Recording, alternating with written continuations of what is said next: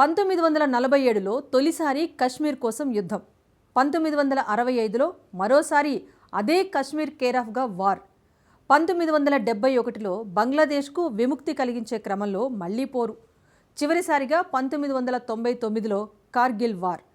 ఇప్పటి వరకు భారత్ పాకిస్తాన్ మధ్య జరిగిన యుద్ధాలే ఇవన్నీ. కానీ వీటిలో ఒక్కటంటే ఒక్క యుద్ధంలోనూ పాకిస్తాన్ గెలవలేదు, భవిష్యత్తులో కూడా గెలవదు. అయినప్పటికీ ఆ దేశ ఆర్మీలో మార్పు రావటం లేదు. పదే పదే సరిహద్దుల్లో కాల్పుల ఉల్లంఘనలకు పాల్పడుతూ ఇండియన్ ఆర్మీని రెచ్చగొడుతోంది. తాజాగా మరోసారి అదే చేసింది.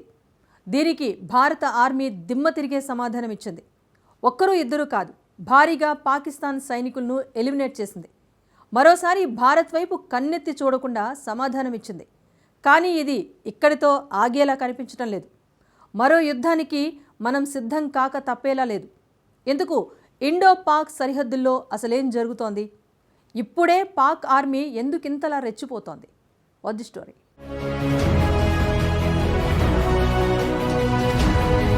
భారత్ పాకిస్తాన్ సరిహద్దుల్లో మరోసారి టెన్షన్. ఇండియన్ ఆర్మీపై ఓపెన్ ఫైరింగ్ జరిపిన పాక్ సైన్యం. భారీగా పాక్ సైనికుల్ని అంతం చేసిన ఇండియన్ ఆర్మీ. ఫిబ్రవరి 4వ తేదీ అర్ధరాత్రి సమయం. ఎల్వసి దగ్గర 7 పాక్ ఉగ్రవాదులు భారత్లో చొరబాటుకు ప్రయత్నించారు. కానీ ఇండియన్ ఆర్మీ వారిని ఎలిమినేట్ చేసింది. వారిలో 3 పాకిస్తాన్ ఆర్మీ సిబ్బంది, మిగతా వారంతా ఉగ్రవాదులుగా గుర్తించారు. ఆ ఉగ్రవాదులు ఆల్-బదర్ గ్రూపుకి చెందిన సభ్యులు. అదే రోజు మధ్యాహ్నం 3:30 అఖ్నూర్ సెక్టార్లో ఐఈడీ పేలింది. ఈ ఘటనలో 2 జవాన్లు వీరమరణం పొందారు, మరొకరు తీవ్రంగా గాయపడ్డారు. ఫిబ్రవరి 8వ తేదీ అర్ధరాత్రి సమయం. ఈసారి నేరుగా పాకిస్తాన్ ఆర్మీనే మన జవాన్లపై కాల్పులు మొదలుపెట్టింది. దీనికి ఇండియన్ ఆర్మీ అంతే ధీటుగా బదులిచ్చింది. అదే రోజు రాజౌరిలోని నౌషారా సెక్టార్లో స్నిపర్ బుల్లెట్ తో ఒక భారత సైనికుడు గాయపడ్డాడు. ఇది పాకిస్తాన్ పని. ఫిబ్రవరి 12వ తేదీ అర్ధరాత్రి మళ్లీ సరిహద్దుల్లో అదే సీన్ రిపీట్ అయింది. జమ్మూ కాశ్మీర్లోని పూంచ్ జిల్లా కృష్ణఘాటి సెక్టార్లో పాకిస్తాన్ సైన్యం ఓపెన్ ఫైరింగ్ జరిపింది. ఈసారి Indian army just counter firing తో మాత్రమే సరిపెట్టలేదు. ఆ దేశ సైన్యానికి చావు ఎలా ఉంటుందో శాంపిల్ చూపించింది. 1-2 కాదు, 10ల కొద్దీ పాకిస్తాన్ సైనికుల్ని చంపేసింది ఇండియన్ ఆర్మీ. పాకిస్తాన్ కాల్పులకు బదులుగా బుల్లెట్ల వర్షం కురిపించి ఉక్కిరిబిక్కిరి చేసింది. దీంతో షరీఫ్ సైన్యం తోకముడుస్తూ కాల్పులు ఆపేసి సరిహద్దుల నుంచి పరారైంది. పాక్ సైనికుల్లో ఎంతమంది మరణించి ఉంటారన్న దానిపై క్లారిటీ లేదు. కానీ ఈ కాల్పుల్లో శత్రువుల వైపు భారీ ప్రాణనష్టం జరిగిందని భద్రతా అధికారులు వెల్లడించారు. 2024 ఫిబ్రవరి 25న భారత్ పాకిస్తాన్ మధ్య కాల్పుల విరమణ ఒప్పందాన్ని పునరుద్ధరించినప్పటి నుంచి సరిహద్దులో దాడులు తగ్గాయి. కాల్పుల విరమణ ఉల్లంఘనకు సంబంధించి ఈ ఏడాదిలో ఇదే తొలి ఘటన. అయితే గత కొన్ని రోజులుగా వివిధ మార్గాలలో పాకిస్తాన్ కవ్వింపులకు పాల్పడుతూనే ఉంది. ఉగ్రవాదులు, పాకిస్తాన్ సైనికులు భారత్లో చొరబడేందుకు విశ్వ ప్రయత్నాలు చేస్తున్నట్టు తాజా పరిణామాలు చూస్తే అర్థమైపోతుంది. కానీ ఇప్పుడే పాక్ ఆర్మీ ఎందుకంతగా రెచ్చిపోతోంది? ఇండియన్ ఆర్మీతో పెట్టుకుంటే చావు తప్పదని తెలిసి కాల్పుల ఉల్లంఘనలు, చొరబాట్లకు ఎందుకు ప్రయత్నిస్తోంది?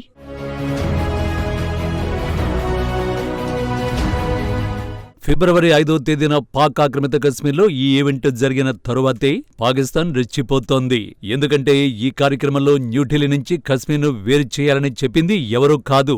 నవంబర్ 26 ముంబై దాడుల mastermind Lashkar-e-Taiba chief Hafiz Saeed కొడుకు తల్హా సయీద్ కశ్మీర్ను ఇండియా నుంచి వేరు చేసి పాకిస్తాన్లో కలుపుతామని, ఇందుకోసం ఎంతకైనా పోరాడతానని కారు కూతలు కూశాడు.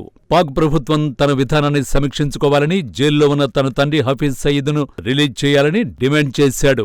ఎలిట్ని టెర్రరిస్ట్ సంస్థగా ప్రపంచ దేశాలు పేర్కొనడాన్ని తప్పుపట్టాడు.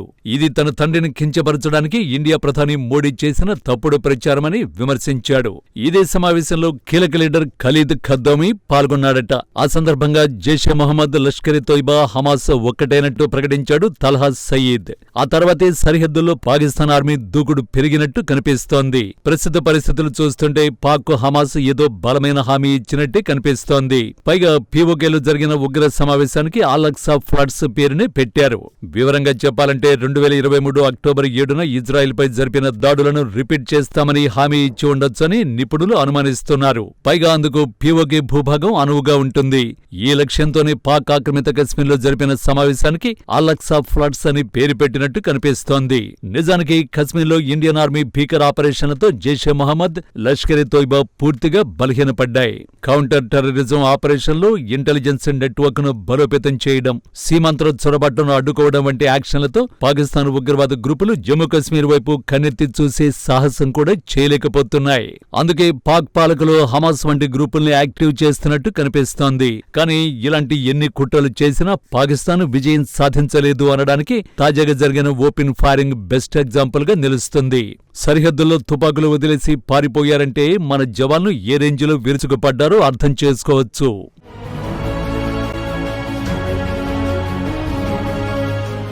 భారత్ పాకిస్తాన్ మధ్య ఇప్పటి వరకు 4 యుద్ధాలు జరిగాయి. దేశానికి స్వాతంత్ర్యం రాగానే పాకిస్తాన్ దుందుడుకు చర్యలకు పాల్పడి యుద్ధానికి కారణమైంది. జమ్మూ కశ్మీర్లో చొరబాట్లకు పాల్పడి కలకలం రేపింది.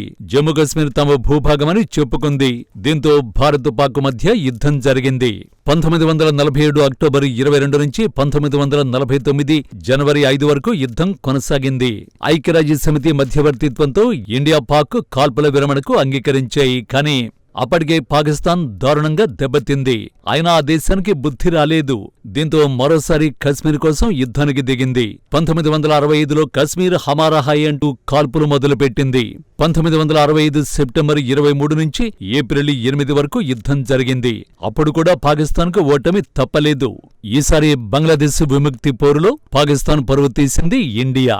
1971 డిసెంబర్ 3 నుంచి 16 వరకు జరిగిన యుద్ధంలో పాకిస్తాన్ మెడలు వంచింది ఇండియన్ ఆర్మీ. పాకిస్తాన్ నుంచి బంగ్లాకు విముక్తి కల్పించింది.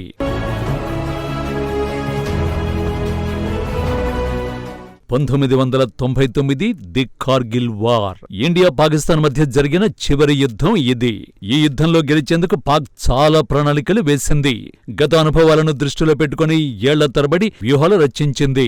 ఉగ్రవాద ముసుగులో కశ్మీర్ను కబళించే ప్రయత్నం చేసింది. తమ సైనికులనే ఉగ్రవాదులుగా మార్చి భారత్తో పోరాడుతోంది మేం కాదు, కశ్మీర్ స్వాతంత్ర్యం ఆకాంక్షించే వాళ్లే అని ప్రపంచాన్ని నమ్మించాలనుకుంది. కానీ కార్గిల్ యుద్ధంలో ఇండియన్ ఆర్మీ విసిరిన పంజాకు పాకిస్తాన్ చావు దెబ్బతింది.